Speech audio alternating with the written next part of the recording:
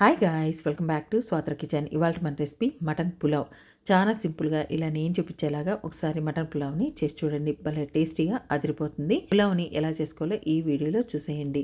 Mixing bowl తీసుకొని అందులోకి 1 cup basmati రైస్ని వేసుకొని వాటర్ పోసి 2 టైమ్స్ వాష్ చేసుకున్న తర్వాత ఇందులోకి వాటర్ పోసి హాఫ్ అన్ అవర్ పాటు నానబెట్టుకోవాలి. ఇప్పుడు ఒక మిక్సింగ్ బౌల్ తీసుకొని అందులోకి 1 కేజీ క్లీన్ చేసిన మటన్ని వేసుకోండి. 5 పచ్చిమిర్చి, 5 యాలకుల్ని కచ్చాపచ్చగా దంచింది వేసుకోండి. 1 టేబుల్ స్పూన్ కారము, రుచికి తగినంత సాల్టు, 1/2 టేబుల్ స్పూన్ పసుపు, 1/2 tablespoon garam masala, 1 tablespoon ధనియా powder, 1 tablespoon ginger garlic paste, 1 tablespoon నెయ్యిని, అలాగే 2-3 టేబుల్ స్పూన్ ఆయిల్ వేసుకోండి. 1 కప్పు గడ్డ పెరుగును వేసుకొని 2 నిమిషాల పాటు చక్కగా మ్యారినేట్ చేసుకున్న తర్వాత మూత పెట్టి హాఫ్ అన్ అవర్ పాటు నానబెట్టుకోవాలి.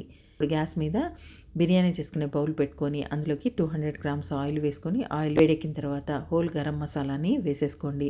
15 గ్రామ్స్ జీడిపప్పు, 5-6 పచ్చిమిర్చి చీలికలు వేసుకొని 2 నిమిషాల పాటు ఫ్రై చేసుకున్న తర్వాత ఇందులోకి 3 లేక 4 ఆనియన్స్ని సన్నగా కట్ చేసి వేసుకొని గోల్డెన్ బ్రౌన్ కలర్ వచ్చేదాకా కలుపుతూ ఫ్రై చేసుకోండి.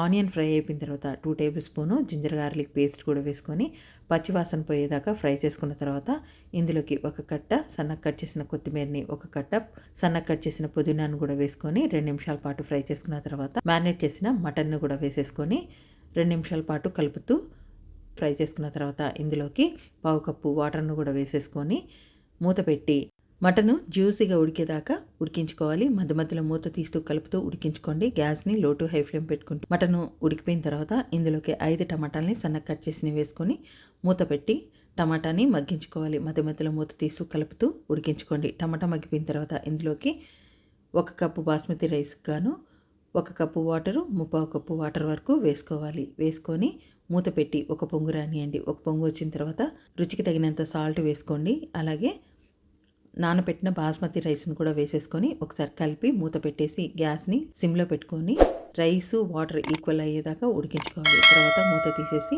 ఒక నిమ్మకాయలో నుంచి తీసిన రసాన్ని వేసుకోవాలి. అలాగే 1 కప్పు నెయ్యిని వేసుకొని మిక్స్ చేసి మూత పెట్టి దమ్ చేసేసుకోండి. ఫైనల్గా బిర్యానీ రెడీ అయిపోయింది. సో హాట్గా సర్వ్ చేసుకోండి. టేస్టీ బిర్యానీ రెడీ అయిపోయింది.